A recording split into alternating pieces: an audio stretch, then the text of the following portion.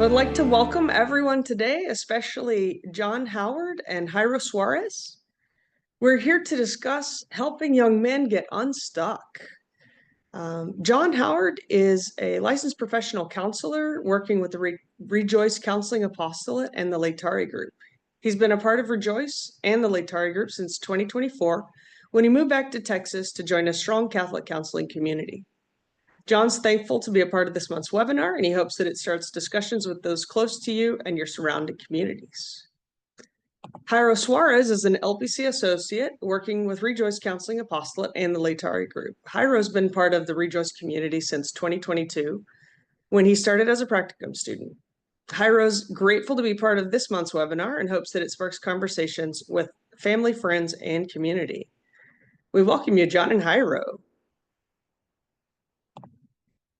Oh, John, you're muted. Let's see, Jairo. You guys can go ahead and unmute yourselves. Thanks. Yeah, thanks for having Yeah, us. Like Liz said, my name's Jairo Suarez. I'm a licensed professional counselor associate working with the Rejoice Counseling Apostolate and the Laetare Group.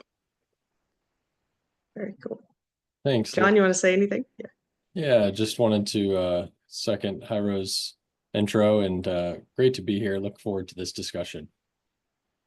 Cool. Well, I'm very happy to talk to you guys today. I know you have a wealth of information and a very particular perspective. So the topic of today's webinar is men feeling stuck, especially young men, and helping them get unstuck. So when we're talking about somebody feeling stuck, what does that mean?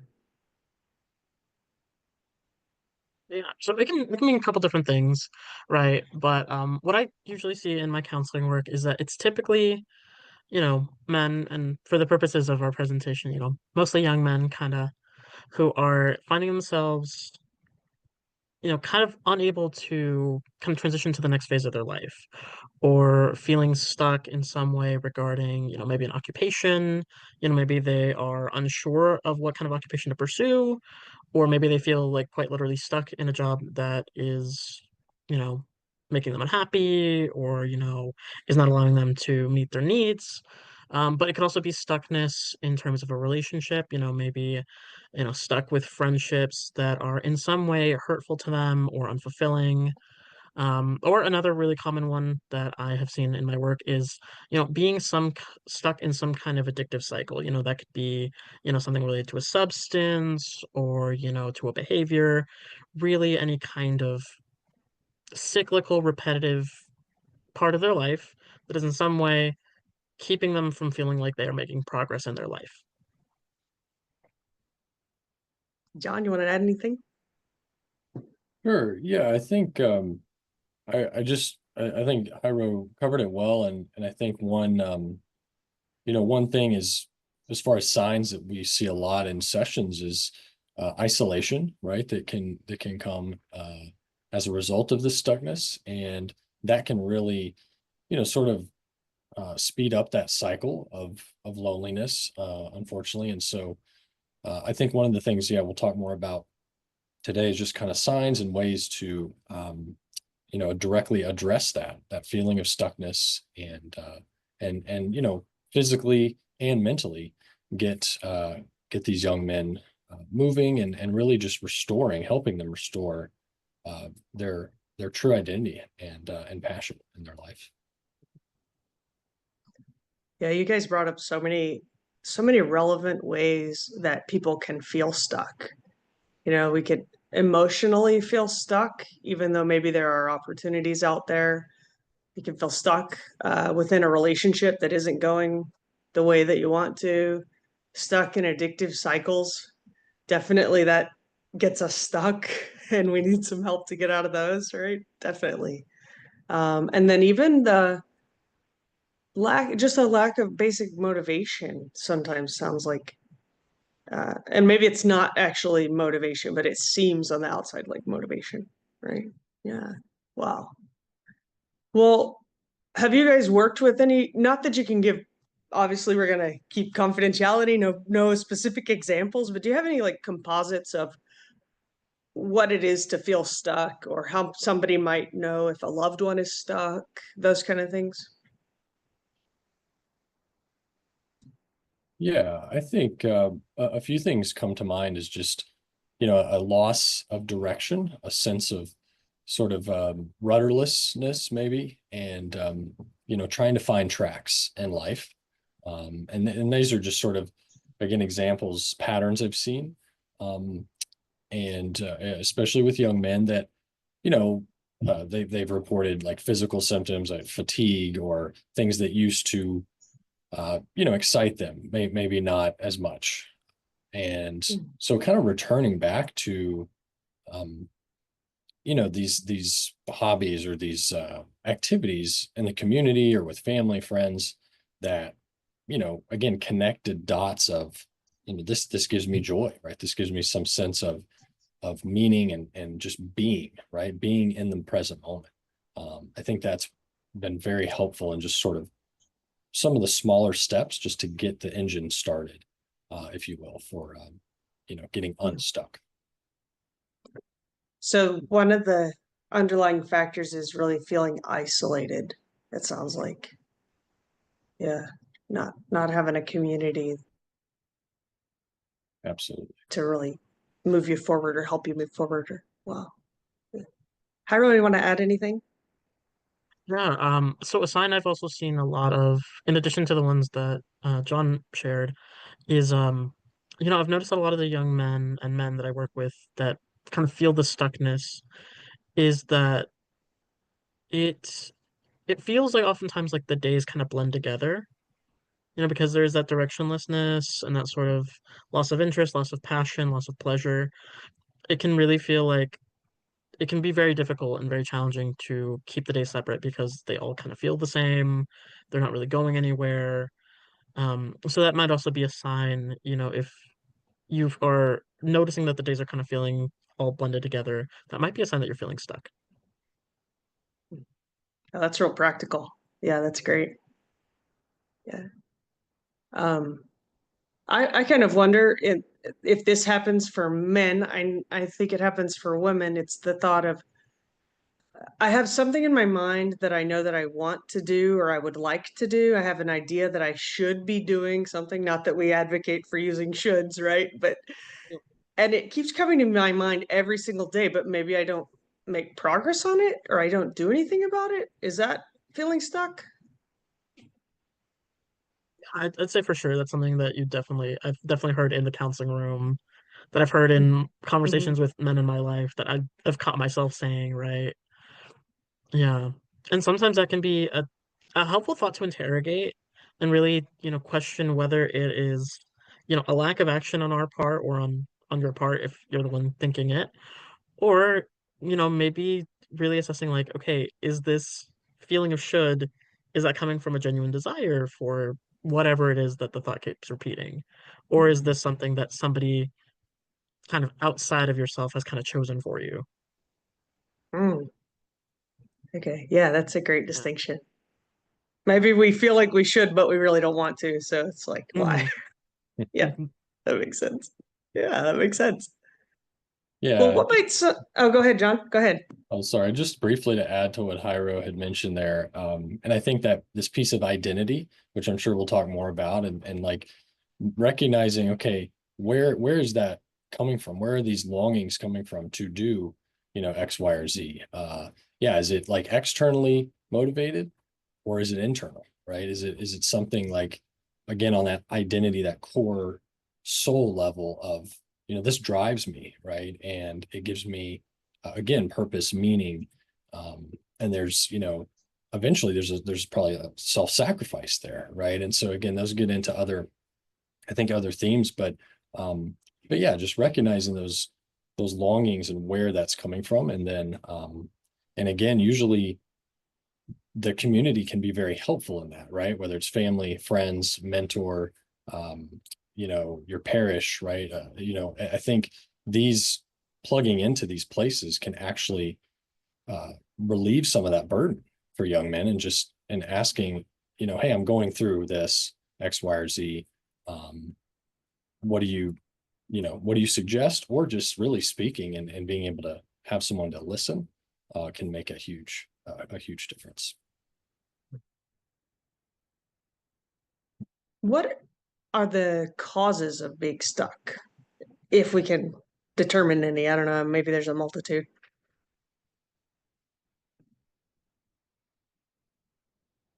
Yeah. Yeah, so that's a fantastic question. It's almost the kind of simplest shortest answer would be like it depends, right? But some common ones that I've kind of Of course. encountered, right? Some of the common ones I've encountered that seem to be recurring is, maybe adverse experiences in childhood. Maybe it was, a particularly tough family upbringing, and maybe there was divorce or abuse in the household. That can really impact the kind of social and emotional development in a lot of young men. And then that can lead to, once they're kind of on their own, or once they're at a stage where developmentally you would expect them to be ready to launch and kind of live independently, they, might end up feeling stuck. Another cause might be, sickness or disability that, causes a person to miss out on certain milestones, right? I think a really big one you see in, our current day and age was, um, the COVID-19 pandemic, right? That was for almost 5 full years. I mean, the pandemic is in some ways still going on, but the part of the pandemic where we were, indoors for about 3 to 4 years, kind of nonstop, did come at a lot of times where, some men were, transitioning from elementary school to middle school, or middle school to high school, or high school to college, or, college into the workforce. And those are all really important times developmentally. And there are certain kind of social and emotional milestones that a lot of people, and in this case, a lot of men, just did not get to have. Mhm. Yeah, I think that's a definite cultural context that we have to take into account. Yeah. Mhm. Certainly. Yeah. And just to add to that, I think, there's a stigma around this sense of, not like not seeking help for men, and it's, seen as weak Mhm. and Oh yeah. right, not enough. And those phrases, I think those types of themes men hear a lot. And so again, just to offer that encouragement that, no, it is heavy, but it's meant to be examined, right? If we can examine that burden, and I think as Jairo said earlier, kind of zoom in on that, that again just gives us a better understanding of, okay, where are the roots here, right? Whether it's from childhood, whether it's from a traumatic experience, and just again helping the client go through that, slowly but surely. And I would also just add, I think overstimulation is a big factor as well. And some of these, contributing factors, social media, the screen time in general. There's the comparison phenomenon, right? We've probably heard a lot about. And I think those things, again, they can, in some sense, be motivating, but I think it's a quick turn to feeling demoralized, right? And feeling, oh, I'll never fill in the blank, right? Mhm. And again, that sort of all or nothing thinking can quickly come from just that overstimulation. Mhm. Yeah, also if something's already giving me a dopamine hit, right? I mean, scrolling is made to give us a dopamine hit, so then I'm not going to look for other forms of success or other forms of connection that would give me that. Yeah. In my own work, I've seen that men with or young men with ADHD or on the autism spectrum also definitely have some trouble launching and getting moving. I don't think that every guy who has difficulty getting going and getting moving um, has either one of those disabilities, but definitely I would think that that plays a factor. Hmm. So what would be some warning signs that somebody would actually need professional help to get moving, to get unstuck? Yeah, I think some main ones come to mind, just major mood changes, behavioral changes noticed with the person. Maybe it's a family member or a friend lets you know, right? This is a pattern I've noticed. And again, that's coming from a place of care and love. And so I think just to hear that, uh, and again, they're they're trying to help out. So I think, yeah, just noticing some behavioral changes. And of course, if you notice it in yourself, then I think that's a blessing actually in disguise there. So I would also just add, in terms of like emotional distress, feelings of hopelessness, right? Sort of uh, despair, right? That can come from that. Um, and I think we already hit earlier on just maybe some of the physical symptoms like lack of sleep, uh, energy changes that are sort of those are some, common markers, I think, to be aware of. Howard, do you want to add anything, or did John cover it all? This is a pretty good summary of them. John covered them pretty well. There was Okay. one that came to mind, but it slipped my mind. So yeah, John did a great Yeah. job. Yeah, no problem. You know what? I wanted to go back for a second because y'all mentioned the stigma about men getting help and how hard it is to. I think there still is this idea like I need to get over it myself. I need to pull myself up by my bootstraps. I just need to get with it. Like if I weren't such a lazy bum, like I could just do this. Um, and and what's amazing though is in counseling, there's something beautiful that happens where something gets like dislodged from within us maybe and begins to move, and the Holy Spirit, because we believe all healing comes from God, right? So the Holy Spirit really works in that conversation and in that communion with the other person to get the person moving and to create movement maybe where there wasn't before, you know. Well, so let's get to some practical tips. I am sure that our attendees, our listeners would love to get to some practical tips that might be good to do if I'm feeling stuck. What would y'all say? So I think a big one is to kind of set a routine at first, right? Creating some kind of routine or some kind of structure, and to have that be not just a routine for the sake of a routine, but to have it be sort of an intentional routine, right? Maybe starting the day off with a specific prayer, ending it with a specific prayer, um, kind of creating a flow where, in your schedule, you kind of have periods of kind of work and activity, right? Whatever time of day that is for you, right? It's going to vary from person to person. But one I've heard that really helped one of my clients was creating a schedule where they had one part of the day that was very active, very kind of intentional, very focused. And then it kind of followed an arc where once that kind of reached its peak, it started to descend and kind of leaned more into the rest. And so in that way, it can kind of help to break up some of the monotony that you would feel in this kind of stuckness and this kind of, very similar experience to it's a type of depression in many ways, right? Like a lot of the symptoms we're talking about with stuckness are going to feel and look kind of similar to depression. So a really great start with the routine is that, if you're feeling stuck, chances are you're not feeling your best. You're not feeling, super motivated. You're not feeling super convinced. And yet if you're coming to see a professional or, you're feeling unhappy about it, your body and your mind and your spirit in some way recognize you want something to change, right?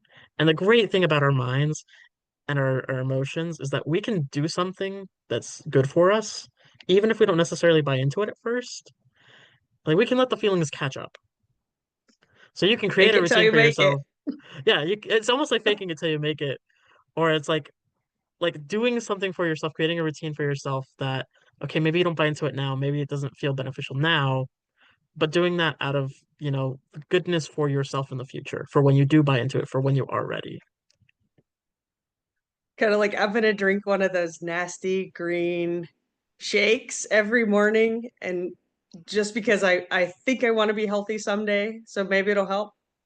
Hmm. Like, and then maybe once my body completely changes, I'll be convinced. You think? I don't know. No, I'm completely in agreement with you, Jairo.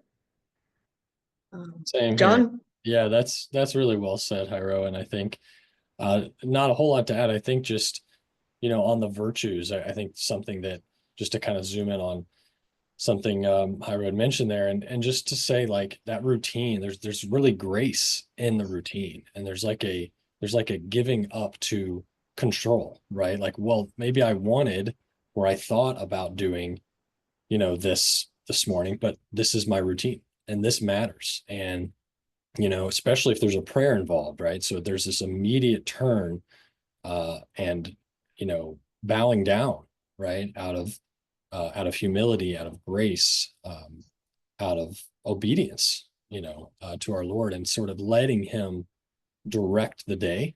Um, and I think, again, yeah, just to kind of highlight that point of habit and routine. I think that's really well said. And again, just, St. Thomas Aquinas, right? This idea that we have to rely on God's grace to get us through these times of challenge, these times of stuckness or spiritual dryness that everybody, all of us go through, right? And some, it's, it depends, right? It's at different stages of life.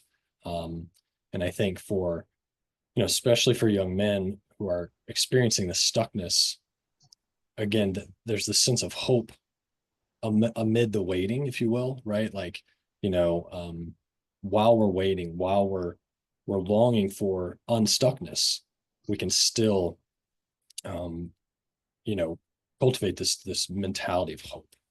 And I think that's a very, again, it's challenging, but it's like a spiritual journey, I think, to take on. Since John brought up the virtues and the role of grace, I figured now would be a good time to bring in another kind of spiritually loaded V word, and that is like a lot of the work I find myself doing with men in this group, well, with everybody in this group, basically, people who are feeling stuck, is, something that can really be helpful is, exploring what vocation, like what a specific vocation looks like. Because the idea of a vocation, like the individual vocation, the kind of personal vocation that each and every person has, is the idea it would be something that really only you can do, right? There's a very like strong idea that, each of us, God created each of us with a very specific purpose, and that purpose isn't really interchangeable from person to person. It's really only meant to be like, even like us three, we are all counselors, but each of us is going to approach that in a whole unique way, right? Like I'm not interchangeable with John, John's not interchangeable with Liz, Liz isn't interchangeable with me. We're each going to do things in a very unique way, in a very specific way that's unique to each of us. And so, how you might approach that practically is by starting with, okay, what are the specific morals, what are the specific values, what are the specific virtues that, really resonate with you on a personal level? What are you, maybe most drawn to?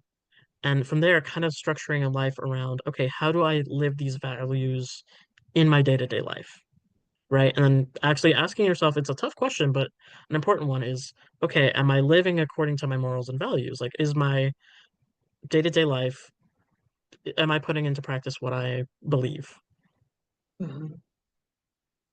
Sounds a little bit like searching for meaning. What would give my life meaning? What are my values and what, you know, makes me think of somebody I know who went from finance to teaching high schoolers.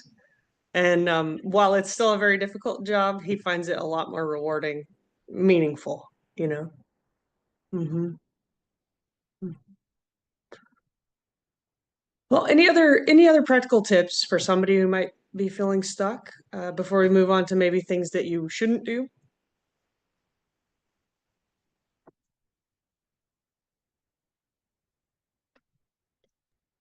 Uh, well, I guess go ahead, John. Well, Yeah.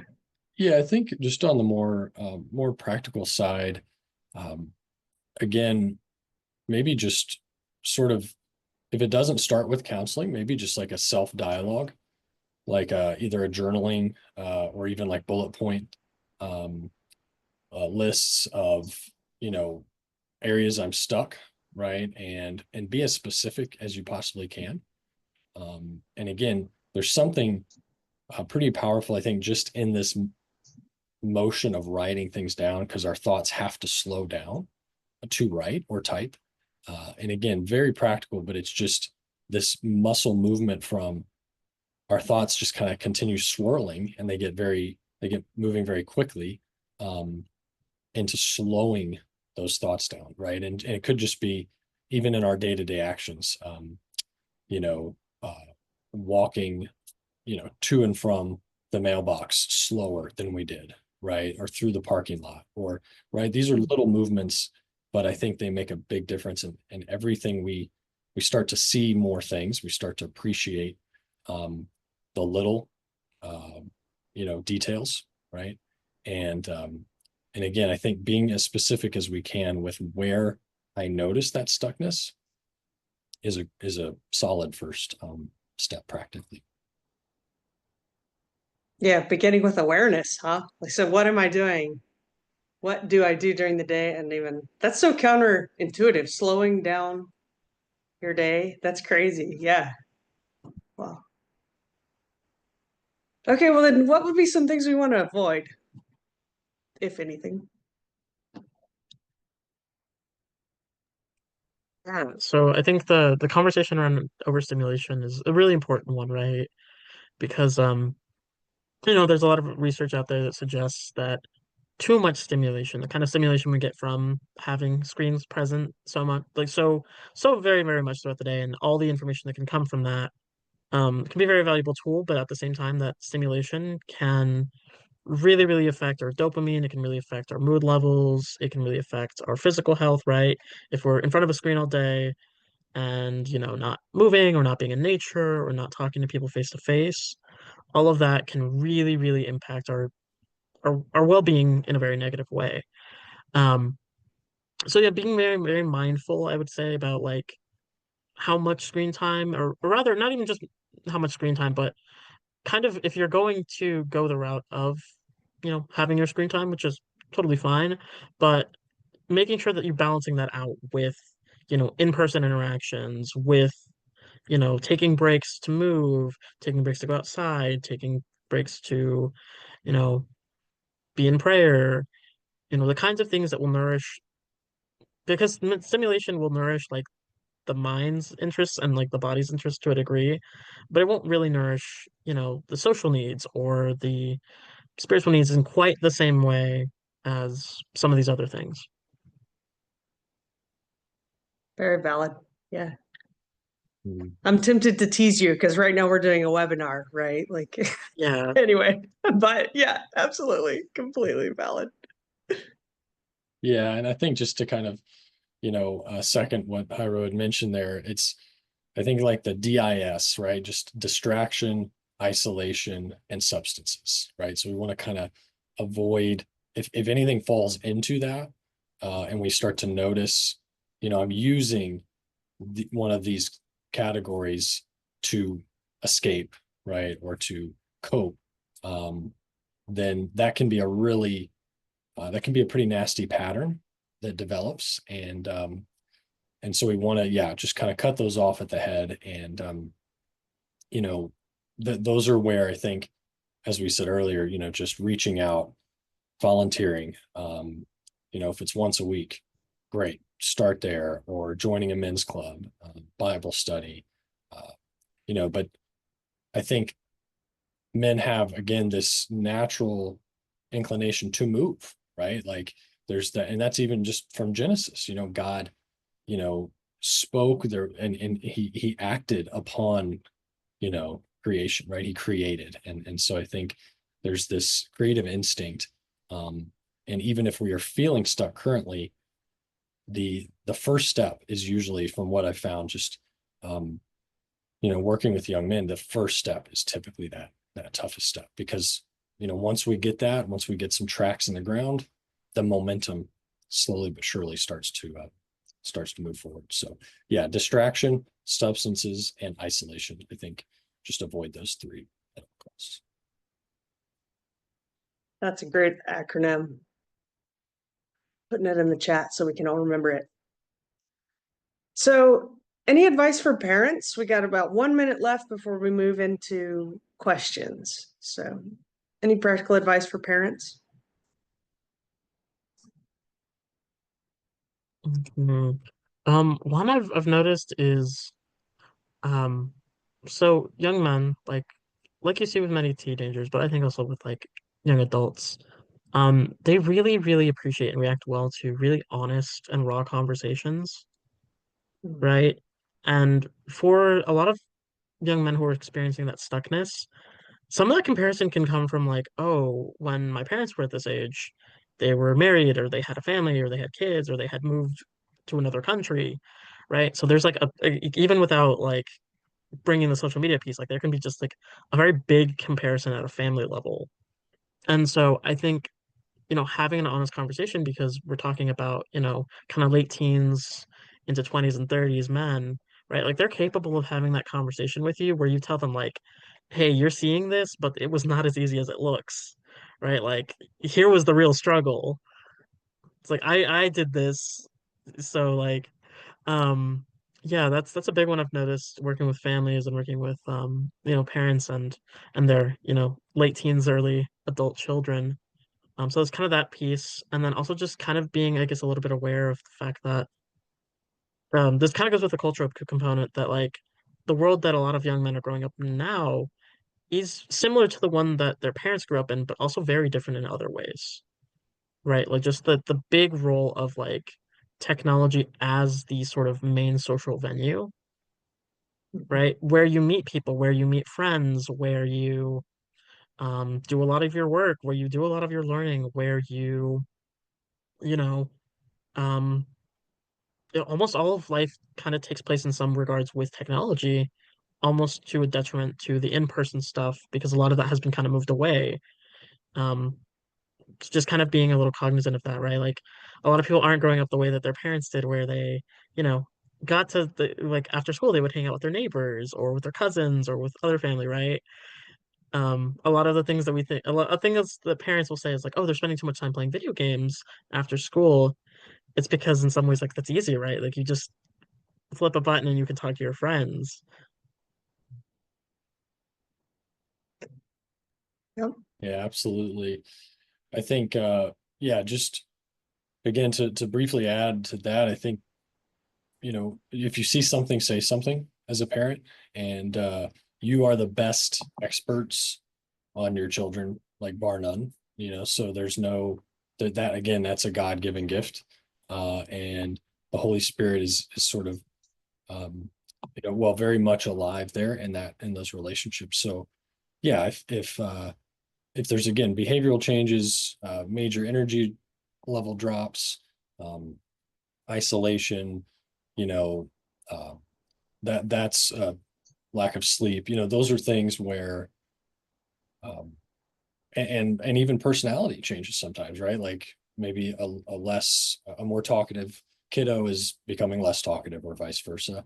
Um, that those are things to just kind of look out for, and again, I think, yeah, as Jairo said, control the screens because they are, uh, again, to be provocative, they've in many cases they're portals to hell, right? And I've just seen too many examples. Again, not all technology, of course, as we're doing this, on a screen, but it's all it's all controlled under what the parents say, right, and what they say. And so again, yeah, have those in place, and if it's screen time limits, if it's automatic, internet shut off, those have worked before as well, with different clients. So again, take the reins, and don't lose your kids. Thanks, guys. Well, before we open it up for questions, is there anything that either of you would like to add that we haven't touched on?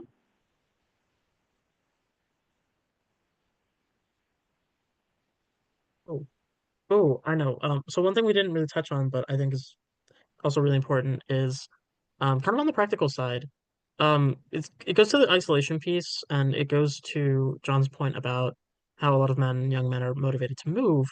One thing that can be really, really helpful, for kind of restoring this, like getting out of that suckness, is to connect men to either a sense of fraternity or a sense of like paternity in the sense of like, it doesn't have to be their literal father, it doesn't have to be their literal brothers, Mhm. but it can be, close friends, close peers, cousins, right? It can be, mentors, it can be uncles, it can be grandfathers, it can be family friends, right? Having healthy male friendships and healthy male relationships can really help with developing that sense of identity in a way that does not feel isolated. Um, and that can really help with the stuckness. Great suggestion. Thank you, Jairo. So before we move on to the questions, just wanted to ask you all to rate our webinar. We have opened a Yelp page. So if you would like to, if you're enjoying our webinar, we'll place that in the chat so you can give us a great rating. We appreciate it. And